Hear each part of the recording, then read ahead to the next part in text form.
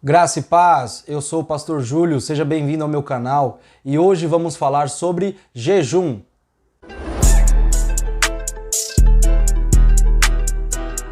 Sim, hoje vamos falar sobre jejum.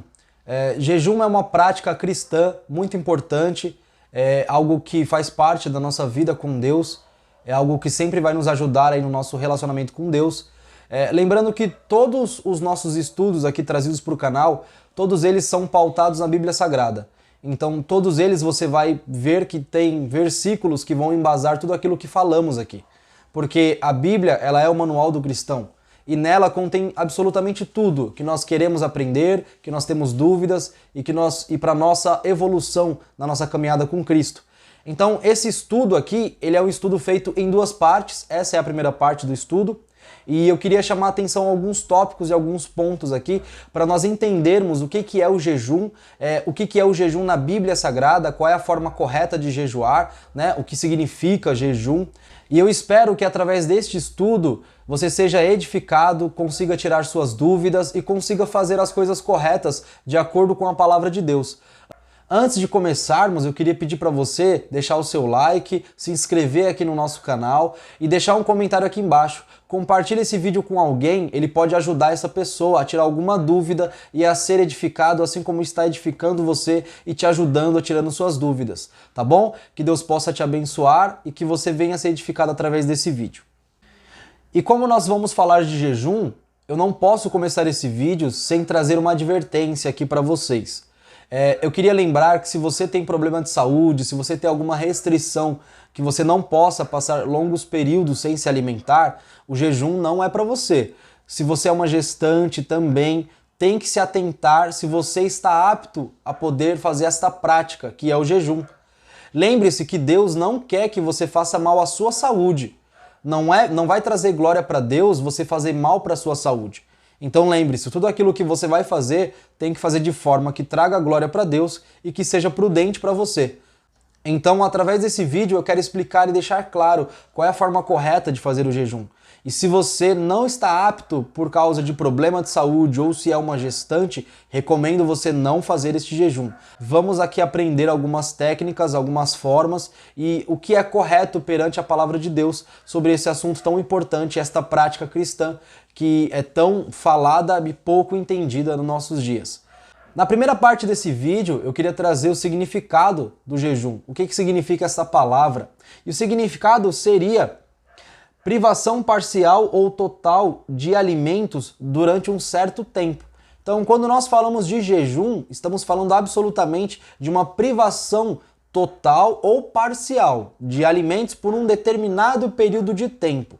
E o objetivo do jejum na vida do cristão é de sempre se aproximar de Deus, é de sempre ter um relacionamento mais próximo com Deus. Porém, a Bíblia Sagrada relata alguns outros objetivos para se fazer o jejum, ou seja, a Bíblia Sagrada relata outras situações diferentes a qual pessoas ou personagens da Bíblia fizeram jejuns para determinadas finalidades. E eu queria trazer para vocês, através de tópicos aqui, para que nós esclarecêssemos esse assunto tão importante, para que nós não fizéssemos mais de forma errada. Assim como o significado da palavra nos mostra, lembrando que o jejum ele é apenas tratado de um período de tempo ao qual você não se alimenta. Qualquer outra forma que você faz retirando alguma coisa da sua vida é tratado como autocontrole ou como consagração a Deus. Por exemplo, não posso dizer que é um jejum o fato de se retirar algum costume, seja ele em redes sociais, em filmes, em séries. O fato de você se abster dessas outras coisas que te geram prazer e que você gosta de fazer, não é caracterizado o jejum, porque o jejum ele é caracterizado apenas a abstenção de alimentos. Mas você se abster de alguma prática, de alguma coisa que te gere prazer, e isso pode ser considerado um momento de consagração a Deus e que pode te ajudar no seu relacionamento com Deus. Lembrando antes de tudo que nós não podemos e não devemos ser controlados por nada que seja externamente além do Espírito Santo. Ou seja, nós não podemos ser controlados por nada externo. Então, rede social não pode nos controlar, filmes, séries, passeios, enfim, todas as coisas que são em excesso nas nossas vidas não pode nos controlar. O que deve controlar a vida de um cristão verdadeiro é o Espírito Santo de Deus, porque quando nascemos de novo, entendemos que é o Espírito de Deus que nos controla, é Ele que está conosco, sempre nos guiando pelo caminho correto e pelas coisas corretas que devemos fazer, sempre nos guiando pelas decisões certas. Essa seria a forma correta aí do cristão verdadeiro que ama Jesus Cristo e que nasceu de novo de acordo com a sua palavra. E eu quero trazer aqui neste vídeo os objetivos pelo qual nós fazemos jejum, ou os objetivos pelo qual um dia algum personagem bíblico fez algum jejum direcionado a Deus. E o primeiro seria o jejum para arrependimento. Está lá no livro de Joel, no capítulo 2, versículo 12.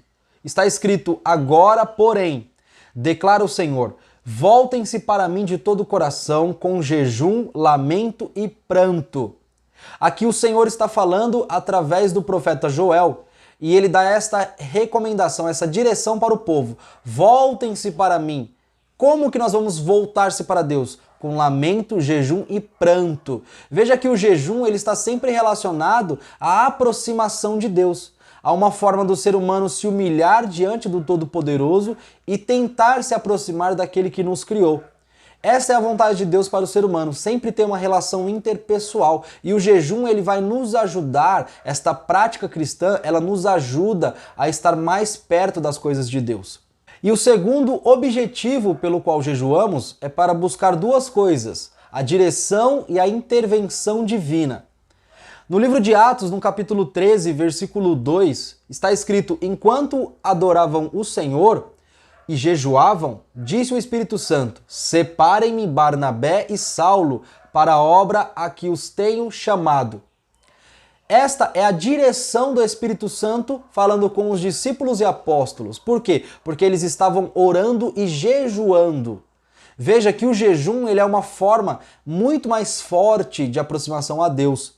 Então, desta forma, quando os apóstolos e discípulos estavam ali jejuando e orando, buscando uma direção de Deus para fazer com que o ministério fosse abrangente, com que o ministério crescesse, com que outras pessoas fossem alcançadas pela palavra do Senhor Jesus, eles jejuaram e oraram. E durante o jejum e a oração, o Espírito Santo deu a direção para eles, para separar Barnabé e Saulo para um objetivo ao qual o Espírito Santo de Deus tinha determinado para eles, para o crescimento da igreja. E no livro de 2 Samuel, no capítulo 12, versículo 16, está escrito: e Davi implorou a Deus em favor da criança. Ele jejuou e, entrando em casa, passou a noite deitado no chão. Já dessa outra forma, vemos a intervenção divina, ou seja, Davi estava jejuando ali e pedindo a Deus uma intervenção divina sobre o seu filho que estava doente. Se você conhece a história do rei Davi, ele cometeu adultério com Batseba e teve um filho com ela. Só que isso não foi aprovado aos olhos de Deus.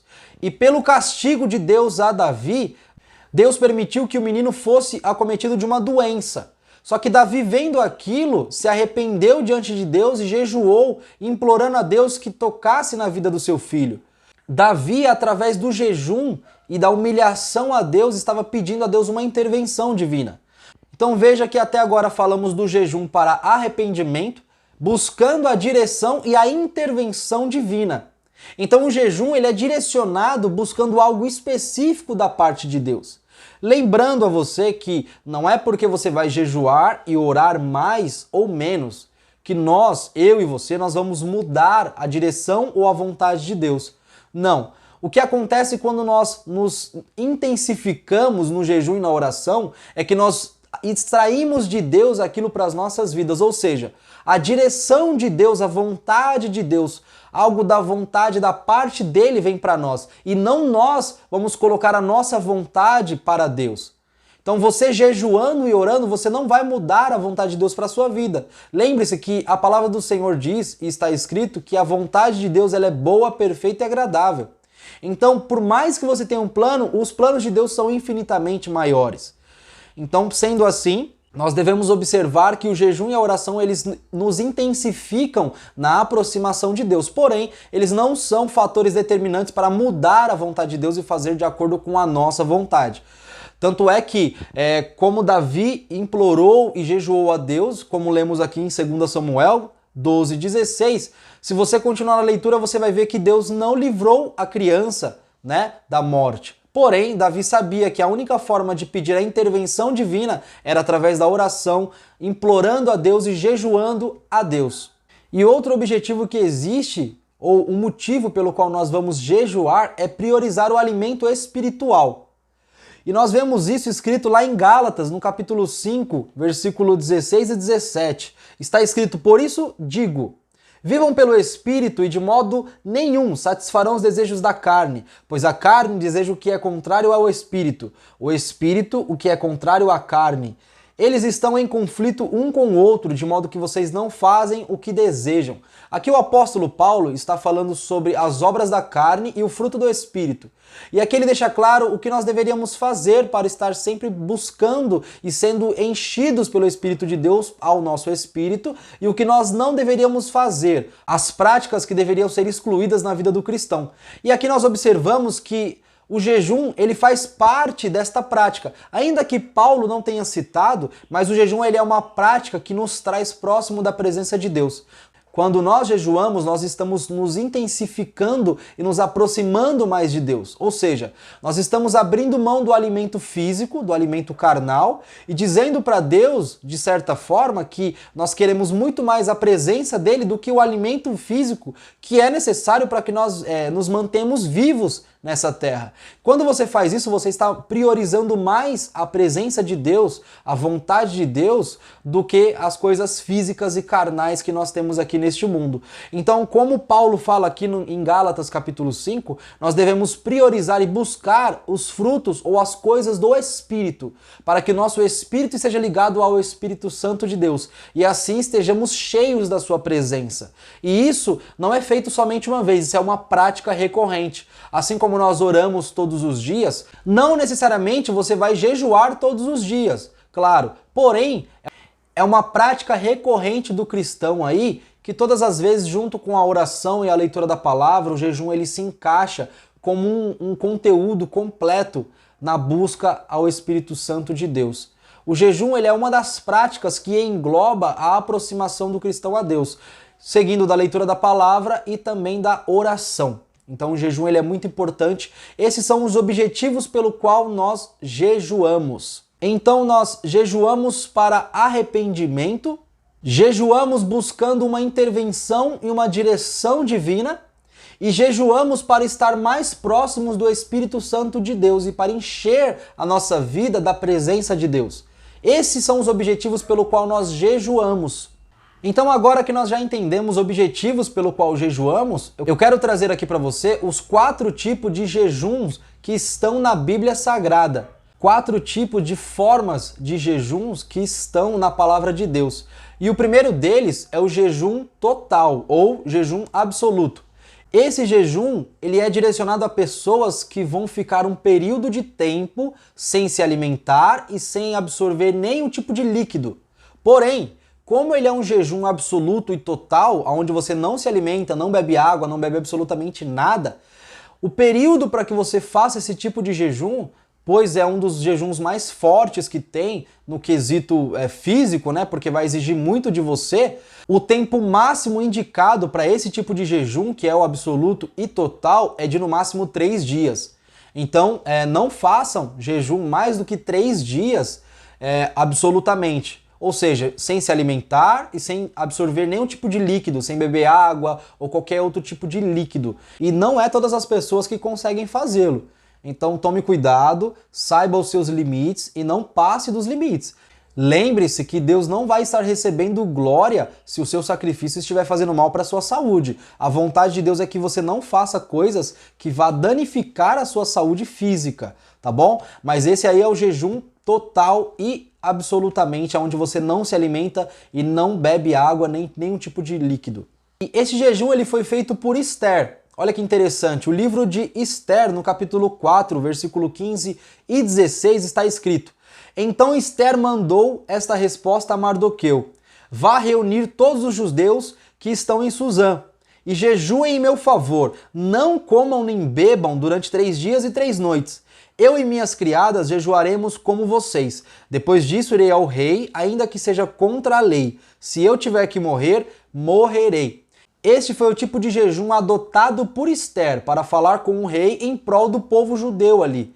Era um momento de muita importância ali, onde ela iria se dirigir ao rei para pedir a intervenção do rei pelo povo. Então nós vemos que este jejum é um jejum que ela deixou bem claro: olha, vocês e os judeus que estão na região de Suzã jejuem 3 dias e 3 noites. Ela poderia ter falado: olha, jejuem por mim aí quanto vocês aguentarem. Não, ela foi bem categórica e deixou claro o prazo. Por isso, como é um jejum muito forte, vai exigir muito do nosso corpo, é necessário termos atenção nisso para não fazermos algo que vai nos prejudicar.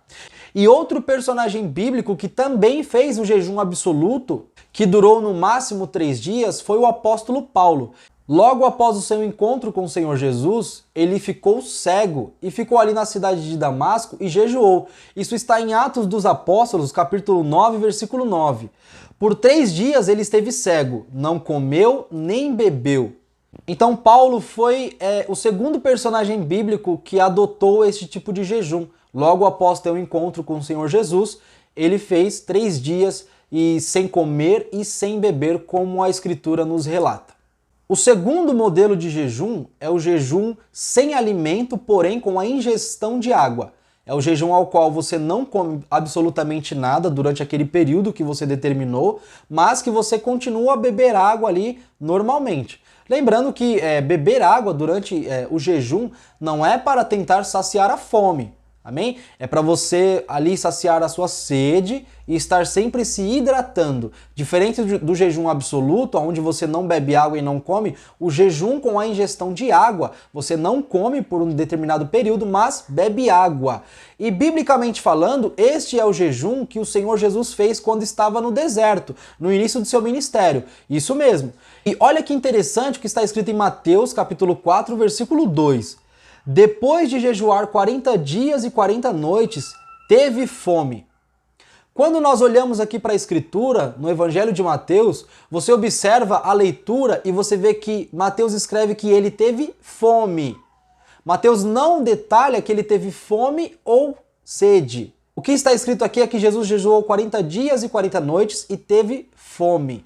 Diferente do jejum absoluto, que exige o máximo do nosso corpo, o jejum com a ingestão de água, que é sem alimento, porém bebendo água, é um jejum onde você consegue fazer por períodos maiores. Lembrando sempre, tomando cuidado com a sua saúde, porque não é interessante que você faça algo que vai prejudicar a sua saúde física, tá bom?